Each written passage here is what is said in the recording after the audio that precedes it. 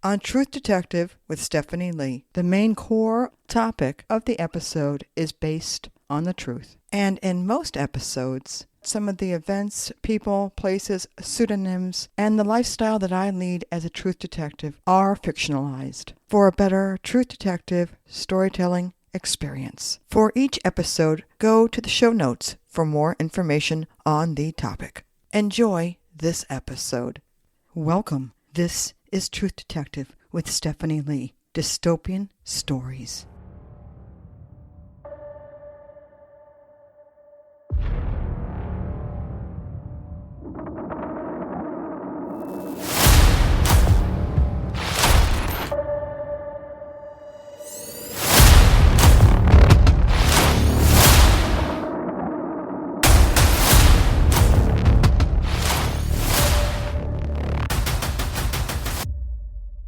Trees. In a world ravaged by catastrophic globalist-made weather events and other unusual activities, the remnants of humanity struggle to survive. The year was 2032, and the word was out. Something tragic was happening, and the once vibrant cities now lay in ruins, stripped of their natural beauty. The trees, the birds, and other wildlife lovelies that built nests and homes in the forests were replaced by desolate wasteland as far as the eye could see. With the mystery becoming overwhelming, we needed the help of a group who called themselves the Green Resistance. And with the group, my team of highly sophisticated detectives and journalists hatched a plan to expose the true motives of this new startup company. So it was your fact-finder truth detective found myself at the heart of a mystery that could change everything. Intrigued by this enigma, I embarked on a dangerous mission to infiltrate this company that had high-tech solutions and systems. I wanted desperately to uncover the truth. They were chopping down trees and burying them way under the ground. So I hesitantly became an insider of this company of only 6, which on their website had very little information on the real intent of the project. Asking roundabout questions, as any good employee would, gave me all the information I needed. I used my investigator's recording device, which was given to me upon graduation from the Private Detective Academy many, many years ago. Yep, low-tech still worked. I recorded my fellow employees and bosses chatting nonchalantly about their hidden agendas. As I delved into my tasks as an employee, we all detectives and journalists began to know the real truth. From my long days in the forest, using construction equipment, I knew as an employee at the startup, my truth-seeking team and I discovered a shocking revelation. They knew. The company, the globalists, the elites, the higher-ups. I was right. I knew that the motives behind burying trees had to be more than a simple money-making climate change scheme. It was a crazy excuse to fund money from our taxes to do dastardly deeds, and the greed was so obvious. I finally found the cryptic nature of their plans. Yes, it was true. This company didn't want to let out any information and left even the most seasoned investigator, namely me, scratching my head. But I had heard the true intentions, and it wasn't good. Very ruthless tactics indeed. Its mission was to disrupt the beauty of the natural green earth that provided so much for us all. Of course, the project was funded by Bill Gates, everybody's most hated globalist. This pet project hadn't really taken a grip on our civilization yet, but it had only begun, and we all knew that it was only a matter of time.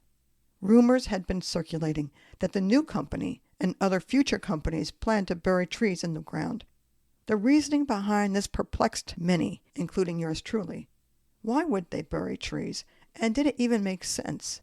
This post-apocalyptic barren world, of course, was dominated by powerful people, bad actors, such as the United Nations, non-governmental organizations like the Gates Foundation, and other nefarious elites and globalists, who were all vying for control over the remaining resources. And trees were only the start of the rewilding project, quote-unquote, leaving the open, desolate land untouched. for reasons unknown to us mere mortals. Everybody would suffer. There was no doubt it would end life as we knew it.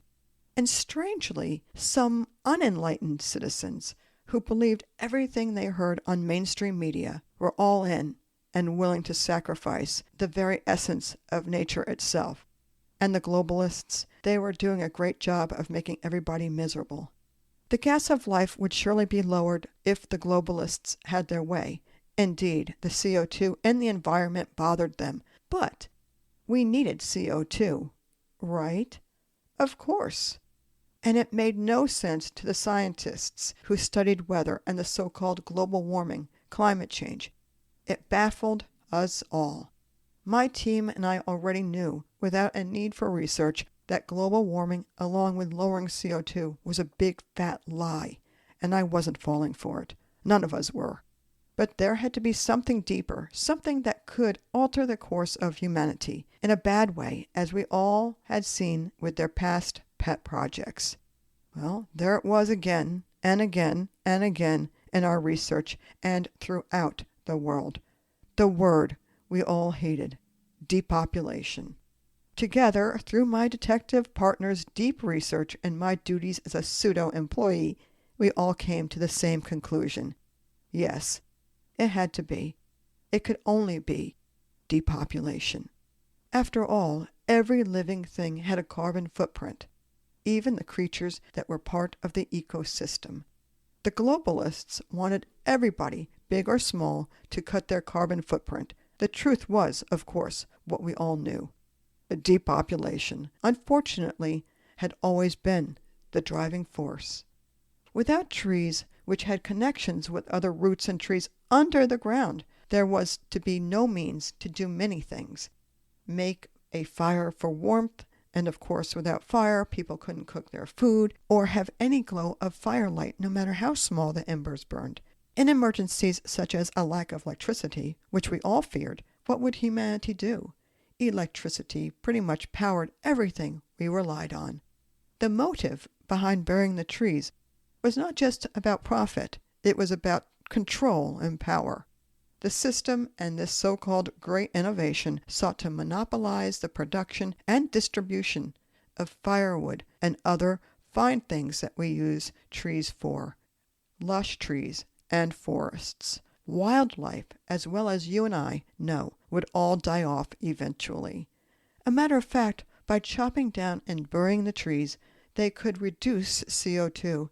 By the way, the gas of life, which was always forefront on changing global climate change, manipulating the scarcity of this vital resource and ensuring that people remained dependent on them for survival, and life was fearfully in danger, as we would all surely perish. Without trees, we all die. Removing trees deprives the forest of portions of its canopy, which blocks the sun rays during the day and retains heat at night. Trees purify our air. Trees provide housing to millions of species that protect us from diseases. Trees cool our streets and cities and protect against floods and water pollution. Trees ease the mind during stressful times. And right now, as I speak to you, dear listener, we discovered trees are being removed, and we estimated that around 15 billion are cut down each year, and many are not replanted to replace the trees cut down.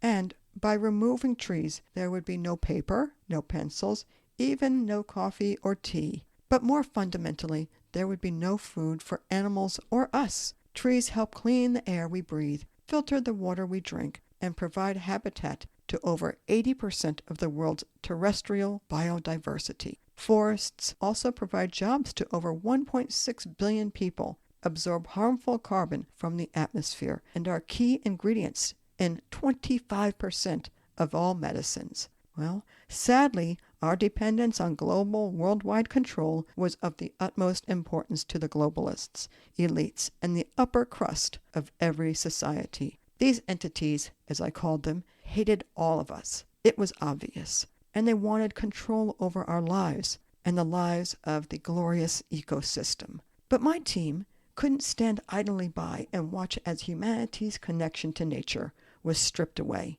We reminded anyone who would listen The master of the World Economic Forum had said to, quote-unquote, prepare to move to Mars, a definite death sentence for us all. And so it was. Together we would reveal the company's greed and manipulation and tell mankind of their greatest, most evil intentions. After all, the trees and all of the environments may not be able to speak as we humans do, but the trees, the fauna, flora on the earth, all were alive in our God-given ecosystem, helping the world live a comfortable, peaceful, healthy existence without nefarious-minded mankind getting in the way. As the truth began to unravel, the people revolted against bad actors and the companies along with them. And so it was. We demanded change. The world had been blinded by the allure of technology and progress, forgetting the importance of nature. My team, along with the Green Resistance, that had been a big help, were invited all over the world to get the news out.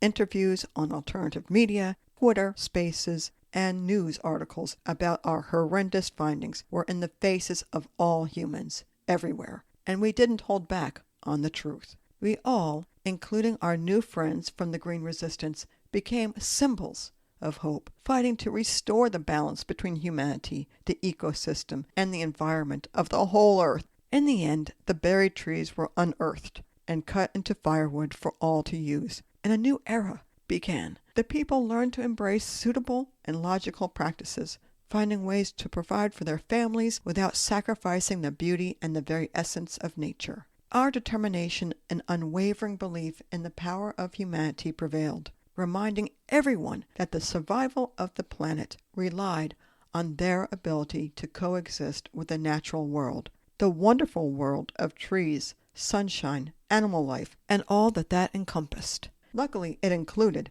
the huge uptick in CO2. And so, in this post-apocalyptic world, we all smiled and became beacons of hope, a symbol of resilience, and a reminder that even in the darkest of times, the power to change the world lies within each and every one of us.